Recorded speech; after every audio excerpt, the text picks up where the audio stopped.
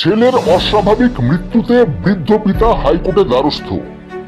ছেলের অস্বাভাবিক মৃত্যুর ঘটনায় শোকার্ত বৃদ্ধ পিতা ন্যায় বিচারের দাবিতে এবার হাইকোর্টে দ্বারস্থ হলো। ছেলের অস্বাভাবিক মৃত্যু নিয়ে উত্তেজনা ছড়িয়েছিল বালি থানার অভয়গুহ রোডে। ওই মৃত ব্যক্তির পরিবার আঙুল তুলেছিল বৌমা অর্থাৎ মৃত আমন সাহের স্ত্রী নেহা শুক্লার দিকে। বাড়ির লোকের অভিযোগ ছিল তারা 2021 সালে এপ্রিল মাসে ব্যাঙ্গালোরে চিকিৎসার জন্য যায় এবং সেই সময় ঘরে ছেলে বউ একাই ছিল। ওই বছরই 8ই এপ্রিল তাদের কাছে খবর যায় তাদের ছেলে আত্মহত্যা করেছে। খবর পেয়ে তড়িঘড়ি তারা বাড়িতে ফিরে আসেন।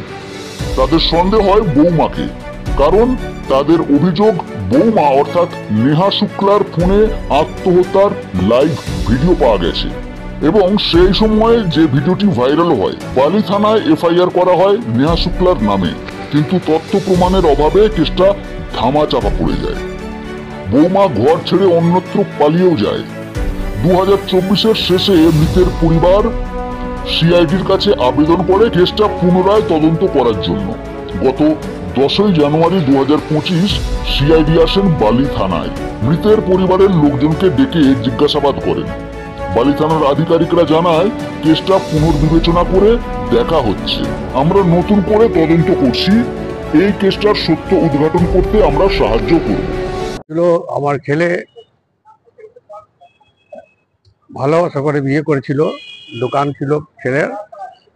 আমি বারণ করেছিলাম কি করিস না, লাগে বললো কি না করবো। তো আমার বউ বললো কি তুমি রাজি হয়ে যাও, কেন আজকাল টিভিতে উল্টো পাল্টা দেখাচ্ছে কি যদি রাজি না হলে ছেলে সুসাইড করে নেয়, মরে যায়, ঠিক ভালো ছেড়ে দাও, কি আছে, ছেলে সুখী আমরা খুশি।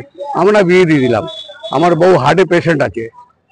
সেই সময় খবর এসে গেল কি ভেলোর থেকে কি চেক আপে যেতে হবে। তো আমরা সবাই ভেলোর যাওয়ার জন্য 5 তারিখ কি যাওয়ার সময় ছিলাম কি যাবো। তা আমি বউকে বললাম কে কে নিয়ে চলো, বউকে নিয়ে চলো সঙ্গে, ভালো হবে। আমার বউ বললো কি না আমি 2 মাস বিয়ে হয়েছে, এরা এনজয় করবে, থাক না, আমরা চলি। বাস আমরা কিतना अप्रैल 2021 এপ্রিলে আমরা চলে গেলাম ভেলোর। 5 তারিখে আমাদের ট্রেন ছিল। তারপরে 8 তারিখ খবর আসলো কি ছেলে মারা গেছে। 8 তারিখে বিকাল বেলা, হ্যাঁ এপ্রিল মাস। আমরা কেউ ছিলাম না। তো কেউ বলছে না কি করে হয়েছে। বউ ফোন করছে না, কি সেকেন্ড ফ্লোর লোক আছে, ও আমাকে ফোন করে বললো কি তাড়াতাড়ি চলে আসো, আমার ছেলে ঘটনা ঘটে গেছে। আবার আমার সেই শুনে আমার ব্রেনটা ডিস্টার্ব হয়ে গেল। আর কিভাবে আমি আসছি যাই আমি কিছুই জানলাম না। আমার ব্রেন মাথা খারাপ হয়ে গেছে। আমি ভাবছি কি আমার ইনসাফ চাই, বাস। ইনসাফ চাই যে ও মেয়েটা মেরেছে, আমাদের লাইফ নষ্ট করে দিল। আমার বড় ছেলে আমার বুড়াপা সাহারা শেষ করে দিল। ছেলের মৃত্যুতে কাউকে সন্দেহ হয়? হ্যাঁ সন্দেহ এই নেহা শুক্লা। কে? ওই ওর বউ, ওয়াইফ ছিল। কি হয়েছিল, কিভাবে মারা গেছিল? ওকে ও তো আমরা তো জানি না। আমি পরে পুরো টার্চারিং করছে, পুরো টার্চারিং করে করে আর একটা আর বিয়ে হয়ে যাওয়া পরও একটা ছেলের সঙ্গে ওর ছিল। হ্যাঁ এইসব প্ল্যানিং করে ওকে মেরে ফেলল। ভিডিও করা হয়েছিল শুনেছি। হ্যাঁ ভিডিও করা হয়েছিল, কিছু ইনসাফ পেলাম না। প্রশাসনের তরফ থেকে কতটা সাহায্য পেয়েছেন? প্রশাসনের তরফ থেকে কতটা সাহায্য পেয়েছেন? আপনাদের এখানে এখন বহু সাহায্য পাচ্ছি।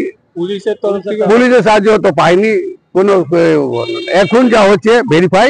এইবার আমি দেখলাম কি বড়বাবু যে আছে ওমেজাও খুব ভালো আমাদের সাপোর্ট করছে, একটু সাপোর্ট করছে। আর আপনাদের মিডিয়ার মারফতে যদি আমি ইনসাফ পেয়ে যাই ভালো হবে। সিবিআই এসেছিল, ডিটেকটিভ ডিপার্টমেন্ট এসেছিল, ডিডি সিআইডি অফিসার।